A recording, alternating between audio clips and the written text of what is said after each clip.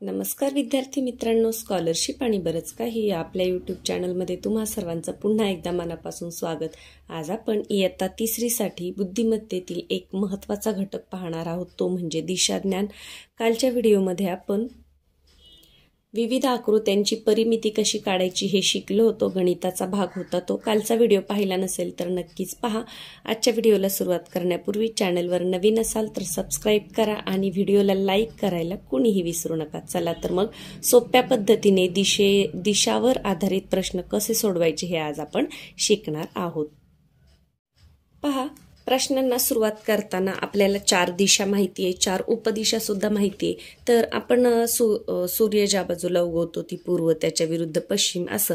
पण जेव्हा आपण उदाहरणं सोडवतो किंवा वहीवर कागदावर जेव्हा दिशा दाखवतो किंवा पुस्तकामध्ये जेव्हा दिशा दिलेल्या असतात, तेव्हा तुमच्या पुस्तकातले नकाशे पहा, वरच्या बाजूला अशी बाणाची खूण असते आणि तिथे लिहिलेलं असतं उत्तर, म्हणजे वरची दिशा कोणती आहे उत्तर, खालची दिशा कोणती आहे ही आहे दक्षिण, या बाजूला जी असते आपल्या उजव्या हाताला ती असते पूर्व आणि डाव्या बाजूला पूर्वच्या विरुद्ध जी असते ती असते पश्चिम। तर आपल्याला प्रश्न सोडवताना ही आकृती काढायची आहे। प्रत्येक प्रश्नाला पहा, अधिकचं चिन्ह करा, बाण दाखवा, उत्तर दक्षिण पूर्व पश्चिम। अगदी सोपं आहे, उत्तर दक्षिण पूर्व पश्चिम। त्यानंतर उपदिशांची सुद्धा काही प्रश्नांमध्ये गरज पडते। मग अशा वेळेला यालाच मध्ये गुणिलेची खूण केली तुम्ही तरी चालेल। आणि आपल्याला उपदिशा माहिती आहे, आग्नेय, नैऋत्य, वायव्य, ईशान्य। तर लिहायला सुरुवात कुठून करायची, इथून करायची। पहा, आग्नेयचा लिहिला, आग्नेय, नैऋत्य, वायव्य आणि ईशान्य राहील लक्षात। पहा, उत्तर दक्षिण पूर्व पश्चिम, मध्ये पुन्हा गुणिलेची फुली मारा, इथून लिहायला सुरुवात करायची खालून पूर्वच्या खाली, इथे आग्नेय, नैऋत्य, वायव्य आणि ईशान्य। प्रत्येक वेळेला आपल्याला प्रश्न वाचल्यानंतर पटकन अशा रेषा मारून घ्यायच्यात आणि मग प्रश्नामध्ये जी माहिती दिली त्याच्यावरून आपल्याला तो प्रश्न सोडवायचा आहे। तर दिशा तुम्हाला समजल्यात, कसं आखायचंय ते सुद्धा समजले। पुन्हा एकदा दाखवते पहा, तुम्ही एखादा प्रश्न वाचला, अधिकचं चिन्ह काढून घ्या, असं करा, वरती उत्तर लिहा, खाली दक्षिण लिहा, इकडे पूर्व लिहा आणि इकडे पश्चिम लिहा। कच्चं काम सुद्धा आपल्याला पटापट करायचं आहे। आणि उपदिशांवर प्रश्न असेल तर पहा, इथून सुरुवात करा, इथं आग्नेय, इथे नैऋत्य, इथे वायव्य, इथे ईशान्य। पूर्ण नावं लिहित बसायचे का दिशांची? अजिबात नाही, कारण आपल्याला तेवढा वेळ नाही आणि आपल्याला याच्यावरून गणित सोडवायचं, त्याच्यामुळे पूर्ण नाव लिहिलं तर मग आपले कच्चं काम खूप गोंधळ होईल, तुम्हालाच कळणार नाही की कुठून काय करायचे ते। चला तर मग प्रश्नांना सुरुवात करूया। पहा, अनिकेत पूर्वेकडे तोंड करून उभा आहे, तो त्याच्या डाव्या बाजूने काटकोनात 2 वेळा फिरला तर त्याचे तोंड कोणत्या दिशेला येईल? आता पहा, अनिकेत पूर्वेकडे तोंड करून उभा आहे, मी प्रश्न वाचला, मग मी काय केलं, या बाजूला बेरजेची खूण करून घेतली। हे बघा, इकडे उत्तर, इकडे दक्षिण, इकडे पूर्व आणि इकडे आहे पश्चिम। तर अनिकेत पूर्वेकडे तोंड करून उभा आहे म्हणजे अनिकेत इथे आहे आणि त्याचं तोंड पूर्वेकडे आहे। आता तो त्याच्या डाव्या बाजूला काटकोनात वळा, काटकोनात म्हणजे सरळ बाजूची दिशा आहे, ते लक्षात ठेवा। इथे काटकोनात वळाला म्हणजे तो त्याच्या डाव्या हाताला।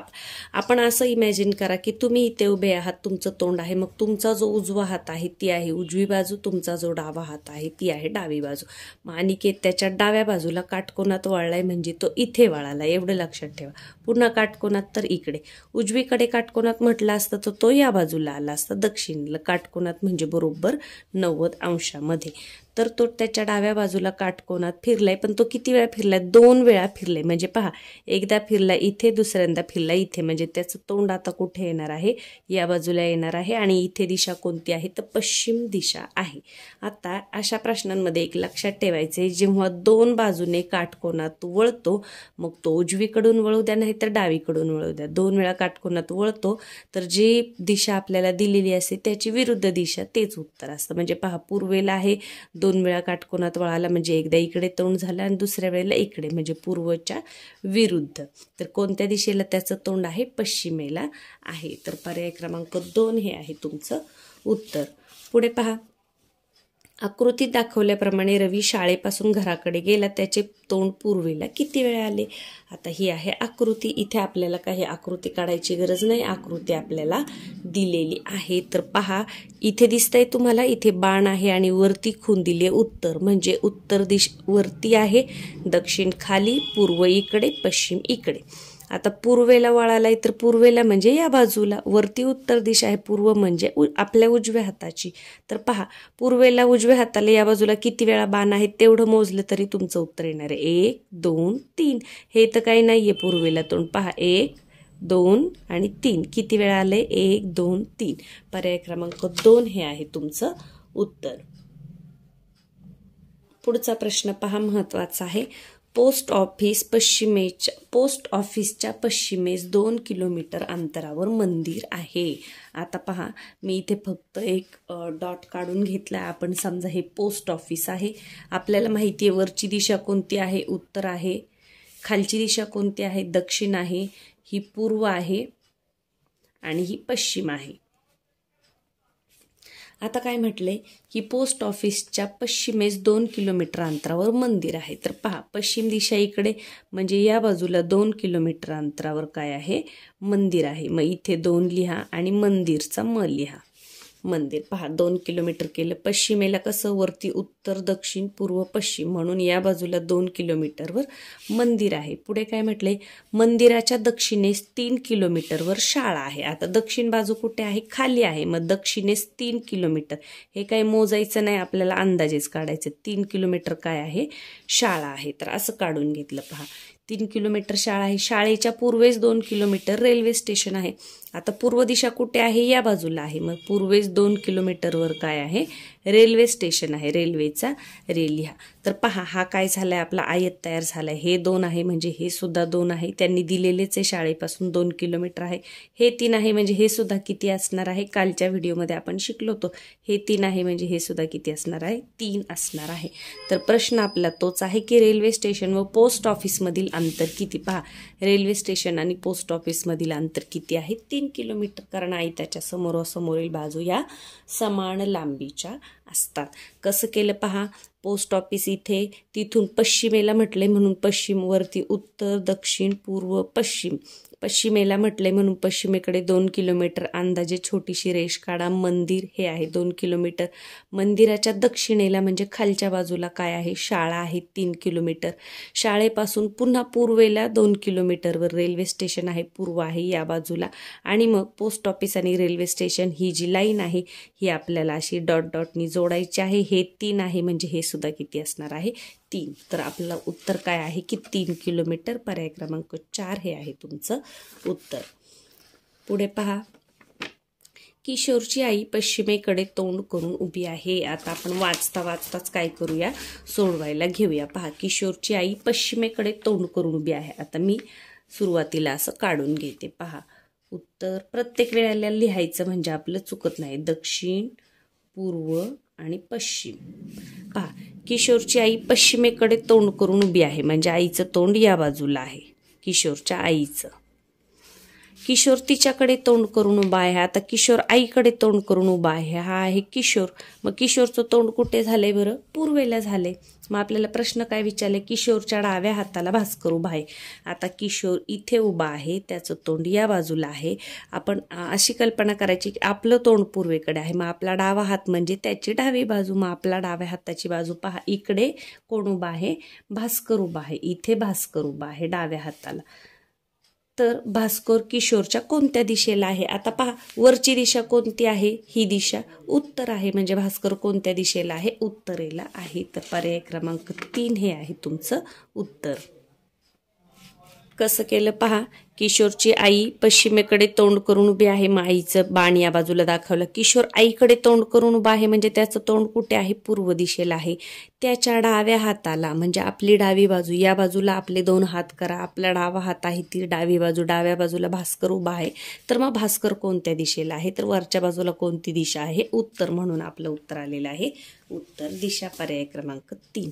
पुढे पहा, उत्तर आणि पूर्व यामधील दिशेकडे तोंड करून राणी मैदानात उभी आहे. आता उत्तर आणि पूर्व यामधील दिशा म्हणजे उपदिशेवर आधारित प्रश्न आहे. तर पहा, उपदिशा काढून घेऊया. उत्तर, दक्षिण, इकडे आहे पूर्व आणि इकडे आहे पश्चिम. उत्तर आणि पूर्व यामधील दिशेला, आता उत्तर आणि पूर्व मधली दिशा आपल्याला लिहायची. मी काय सांगितलं, लिहायला सुरुवात कुठून करायची? इथून. आग्नेय, नैऋत्य, वायव्य आणि ईशान्य. आता पहा, उत्तर आणि पूर्व यांच्या मधील जी दिशा आहे तिच्याकडे तोंड करून राणी उभी आहे. म्हणजे राणीचं तोंड इकडे आहे ईशान्येकडे. तिच्या पाठीमागील दिशा कोणती? किती सोपं आहे. ईशान्येच्या पाठीमागे कोणती दिशा आहे? नैऋत्य. विरुद्ध दिशा सांगायची. पर्याय क्रमांक 2 हे आहे तुमचं उत्तर. पुढे पहा, गीता आणि राधा या मैदानात एकमेकींकडे तोंड करून उभ्या आहेत. गीताचे तोंड दक्षिणेकडे आहे, तर त्या दोघीही काटकोनात एकदा आपल्या उजवीकडे वळाल्या. आता पूर्ण वाचत न बसता आपण काय करूया, लगेच काढूया. पहा, मी हे काढून घेतलं असं. उत्तर, दक्षिण, इकडे पूर्व, इकडे पश्चिम. गीता आणि राधा मैदानात एकमेकींकडे तोंड उभा आहे. गीताचे तोंड दक्षिणेकडे आहे, म्हणजे गीताचे तोंड या बाजूला आहे. पहा, गीताचे तोंड या बाजूला आहे. ही आहे गीता आणि हे आहे तिचं तोंड. मी बाणाने दाखवले. गीताचं तोंड इकडे आहे. मग त्या जर एकमेकींकडे तोंड करून उभ्या आहेत, तर राधाचं तोंड कुठे असणार आहे? वरती असणार आहे. राधा कुठे बघतीये? उत्तर दिशेकडे राधाचं तोंड आहे. जर त्या दोघीही काटकोनात आपल्या उजवीकडे वळाल्या, तर राधाचे तोंड कोणत्या दिशेला आहे? आता दोघी वळाल्यात, पण आपल्याला विचारलंय काय? राधाचं तोंड. मग राधा इथे उभी आहे, तिचं तोंड इकडे आहे आणि उजवीकडे काटकोनात वळाल्या. ती उजवीकडे म्हणजे आपला उजवा हात तीच आहे, उजवी बाजू. जर उजवीकडे काटकोनात राधा वळाली, तर तिचं तोंड कोणत्या दिशेला येणार आहे? पूर्व दिशेला येणार आहे. गीताचं चेक करायची गरज नाही, कारण आपल्याला विचारलेलं नाही. आपल्याला राधाचं तोंड विचारले. मग राधा इथे उभी आहे, उत्तरेकडे तोंड आहे, उजवीकडे काटकोनात वळाली म्हणजे पूर्व दिशेला तिचं तोंड आलेलं आहे. पर्याय क्रमांक 2 हे आहे तुमचं उत्तर. पुढे पहा, गणेश हा वायव्येकडे तोंड करून उभा आहे. आता पहा, उपदिशा काढायच्यात. पुन्हा एकदा आपण काढून घेऊया. आग्नेय, नैऋत्य, वायव्य आणि ईशान्य. आता मी तर उत्तर, दक्षिण लिहिलं नव्हतं, पण लिहिते. पहा, गणेश हा वायव्येकडे तोंड करून उभा आहे, म्हणजे गणेश या बाजूला उभा आहे, इकडे तोंड करून. तो डावीकडे काटकोनातून वळाला. डावीकडे वळाला तर त्याचे तोंड कोणत्या दिशेला येईल? आता पहा, गणेश इथे उभा आहे, तर पेपर असा करा किंवा तुमचे हात या बाजूला करा. डावीकडे काटकोनात वळाला.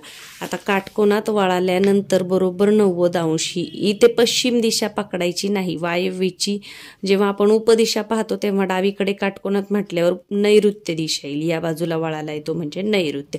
45 म्हटलं असतं तर मात्र मग आपली पश्चिम दिशा आलेली असते, पण 45 नाही म्हटले, 90 म्हटले, म्हणून 90 अंश कोणती दिशा आली? नैऋत्य. त्याच्या अजून डावीकडे म्हटलं असतं तर आग्नेय, अजून डावीकडे 90 म्हटलं असतं तर ईशान्य आलं असतं. तर पहा, वायव्य दिशा आणि डावीकडे काटकोनात म्हणजे कोणती दिशा आलेली आहे?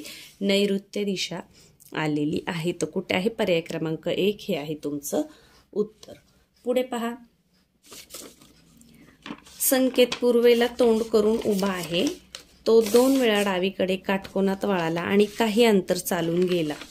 पहा, संकेत पूर्वेकडे तोंड करून उभा आहे. आता दिशा काढून घेऊया आपण. उत्तर, दक्षिण, पूर्व आणि पश्चिम. संकेत पूर्वेकडे तोंड करून उभा आहे, म्हणजे इकडे तोंड करून उभा आहे संकेत. तो 2 वेळा डावीकडे काटकोनात वळाला. आता 2 वेळा वळाला म्हणजे त्याचं तोंड विरुद्ध दिशेला येणार. मी मगाशी सांगितलं, काटकोनात 2 वेळा वळाला की तो इकडून वळाला तरी तोंड इथे येणार, इकडून वळाला तरी तोंड इथे येणार.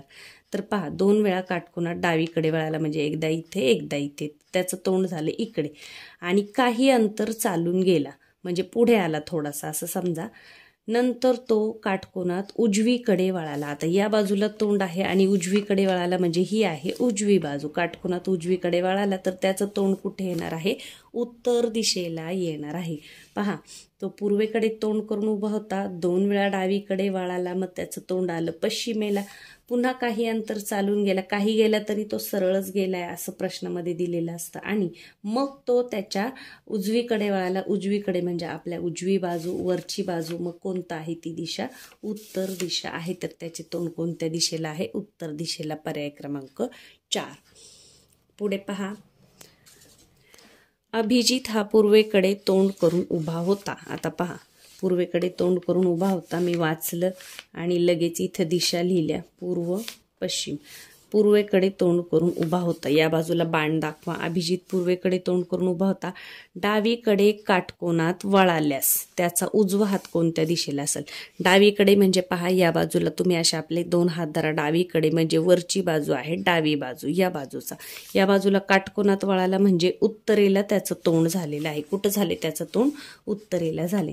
तर त्याचा उजवा हात कोणत्या दिशेला असेल? आता इकडे तोंड असल्यावर उजवा हात कोणत्या दिशेला असणार आहे? आपला उजवा हात, तोच त्याचा उजवा हात पूर्व दिशेला असणार आहे. कुठे आहे? पर्याय क्रमांक 3 हे आहे तुमचं उत्तर. पुढे पहा, जर पुढचा प्रश्न पहा, जय उगवत्या सूर्याकडे तोंड करून उभा आहे. उगवत्या सूर्याकडे म्हणजे कुठे? सूर्य कोणत्या दिशेला उगवतो? पूर्वेला. मग पहा, काढून घेऊया आपण. उत्तर, दक्षिण, पूर्व, पश्चिम. मी हे प्रत्येक वेळेस काढते आणि म्हणते, म्हणजे तुमचं सुद्धा काय होईल, माझ्याबरोबर तुम्हाला काढायची किंवा हे पाठवायची सवय लागेल. तर पहा, अभिजित हा जय हा उगवत्या सूर्याकडे तोंड करून उभा आहे, म्हणजे जयचं तोंड इकडे आहे पूर्वेला. तो सरळ रेषेत 4 मीटर अंतर चालत गेला. आता पहा, इथून तो 4 मीटर अंतर चालत गेलाय, तर इथे 4 मीटर आहे असं पकडूया आपण. प्रथम डावीकडे काटकोनात वळाला. डावीकडे म्हणजे आपल्या डाव्या हाताला, म्हणजे वरती तो काटकोनात वळालेला आहे, आणि 3 मीटर चालत गेला. पहा, 3 मीटर चालत गेला. नंतर तो पुन्हा एकदा डावीकडे वळून 2 मीटर गेला. पुन्हा एकदा डावीकडे म्हणजे या बाजूला परत किती गेलाय? 2 मीटर अंतर गेले.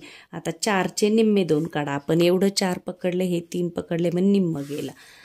तर मग जय मूळ ठिकाणापासून कोणत्या दिशेला आहे? आता समजा जय इथून निघालाय, इथे 4 किलोमीटर गेला, डावीकडे वळाला 3 किलोमीटर गेला, पुन्हा डावीकडे मिळाला 2 गेला, म्हणजे आपल्याला ही उपदिशा विचारलेली आहे. तो पूर्ण 4 आला असता तर मग तो उत्तरेला आला असता, परंतु आपल्याला उपदिशा विचारलेली आहे. तर ही दिशा कोणती आहे असं विचारलंय, तर आपण शिकलो या पद्धतीने. इथं आग्नेय, इथे नैऋत्य, इथे वायव्य, आणि ही कोणती आहे?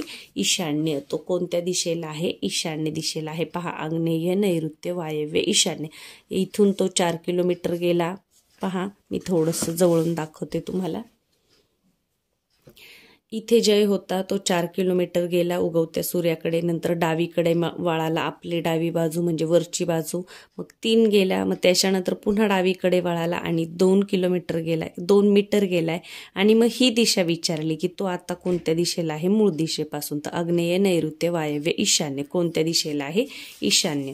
पर्याय क्रमांक किती आहे? पहा, ईशान्य. पर्याय क्रमांक 2 हे आहे तुमचं उत्तर. आणि याच्यामधला शेवटचा प्रश्न आहे, पहा, पूर्व व दक्षिण यांच्यामध्ये येणारी उपदिशा कोणती? तर पूर्व व दक्षिण यांच्यामध्ये येणारी, आता उपदिशा काढायला आपण शिकलो. पहा, या पद्धतीने उत्तर, दक्षिण, पूर्व, पश्चिम, आग्नेय, नैऋत्य, वायव्य, ईशान्य. आपल्याला विचारले काय? पूर्व व दक्षिण यांच्यामध्ये येणारी दिशा ही आहे पूर्व, ही आहे दक्षिण, त्यांच्यामध्ये येणारी दिशा कोणती आहे? आग्नेय दिशा आहे. तर कुठे आहे? पहा, आग्नेय. पर्याय क्रमांक 3. फक्त क योग्य म्हणजे पर्याय क्रमांक 2. नाही तर हे वाचाल आणि 3ऱ्या नंबरला गोल कराल. जेव्हा बहुपर्याय दिलेले असतात अ ब कड, तेव्हा खाली बघायचं काय दिले, ब आणि क. फक्त क योग्य म्हणजे पर्याय क्रमांक 2 हे आहे तुमचं उत्तर. तर मला वाटते व्हिडिओ पाहून नक्कीच तुम्हाला दिशावरचा एकही प्रश्न तुमचा चुकणार नाही. माझ्याबरोबर तुम्ही जरी या पद्धतीने दिशा काढायचा सराव केला किंवा व्हिडिओ पाहिल्यानंतर स्वतः तुम्ही आकृती काढून हे सगळे प्रश्न सोडवा, याच्यावरचा एकही तुमचा मार्क परीक्षेमध्ये जाणार नाही. व्हिडिओला लाईक करायला विसरले असेल तर लाईक करून घ्या. चॅनलवर नवीन असाल तर सबस्क्राईब करा. परीक्षेच्या दृष्टीने जे जे महत्त्वाचे घटक आहेत त्याच्यावर या राहिलेल्या दिवसांमध्ये आपण व्हिडिओ बनवणार आहोत. आणि गणित आणि बुद्धिमत्तेच्या अभ्यासाबरोबरच मराठी आणि इंग्रजीचे शब्द वाचत राहणं, प्रश्नपत्रिका वेळ लावून सोडवणं हेही तितकंच महत्त्वाचं आहे. जे विद्यार्थी वेळ लावून प्रश्नपत्रिका सोडवतील, नंतर उत्तर सूचीतून चेक करतील आपलं कुठे चुकतंय हे तुम्ही पहा आणि मग तुमच्या शिक्षकांना, तुमच्या पालकांना विचारा. एखादा प्रश्न तुम्हाला येत नसेल तर वेळ लावून प्रश्नपत्रिका सोडवली तर परीक्षेच्या वेळेला अजिबातही तुमची गडबड होत नाही आणि तुम्हाला भीतीसुद्धा वाटत नाही. तर नक्की शब्दसंपत्तीचं रोज वाचन करत जा. पाढे रोज म्हणा, गणित रोज सोडवा. पुढच्या वेळेस आपण एखादा महत्त्वाचा जो घटक असेल बुद्धिमत्ता किंवा गणितमधला त्याच्यावर व्हिडिओ बनवूयात. चला तर मग पुन्हा भेटूया पुढच्या व्हिडिओमध्ये.